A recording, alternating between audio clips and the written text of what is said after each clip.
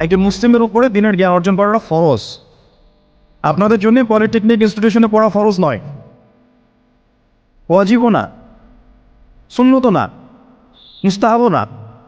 এটা আপনার জরুরত, দুনিয়াবি একটা জরুরত, স্রেফ জরুরত। কেমন জরুরত? এটা কাপড় পরা যেমন জরুরত, এটা প্রয়োজন। ক্ষুধা লাগছে, তার মানে তো আমাকে এক গামলা ভাত খেতে হবে না।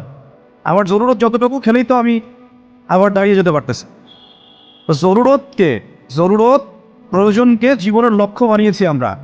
এটাই আমাদের সবচেয়ে বড় একটা ভুল সিদ্ধান্ত হয়েছে। এবং এই প্রয়োজনটাকে মানে উপলক্ষ্যটাকে লক্ষ্য বানিয়ে আমরা যা করছি তার 5%ও আমরা পরকালের জন্যে, আল্লাহর জন্যে, দিনের জন্যে, ইসলামের জন্য করছি না। এই কারণেই আমরা যে মুসলিম পরিবারে জন্মগ্রহণ করতে পেরেছি এই বোধটুকু আমাদের মধ্যে জাগ্রত হচ্ছে না, যে আমার জীবনযাপন, আমার লক্ষ্য, আমার উদ্দেশ্য, আমার চালচলন, আমার কাজকর্ম এগুলো যে আর 10 জনের মতো হতে পারবে না বা হওয়া উচিত না। অন্যদের সাথে যে আমার একটা পার্থক্য আছে, আদর্শগত পার্থক্য আছে, জীবনের লক্ষ্য উদ্দেশ্যগত পার্থক্য আছে, এই দুনিয়াতে আসার পিছনে যে রহস্য এর পিছনেও পার্থক্য আছে, গন্তব্যেও পার্থক্য আছে।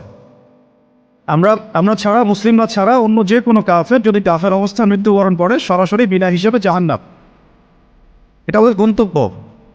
আর আমরা মুসলিম পরিবারে জন্মগ্রহণ করে আশা করি জান্নাতে যাওয়ার জন্যে, আশা করি আমরা জান্নাতে যাব, এই আশাটা আমাদের মধ্যে থাকে। কিন্তু মুসলিম পরিবারে জন্মগ্রহণ করা একটা মানুষ যে কাজগুলো তার উপরে অবধারিত সেগুলোর ফিকির আমাদের মধ্যে আসছে না, এটাই হচ্ছে সবচেয়ে আফসোসের বিষয়।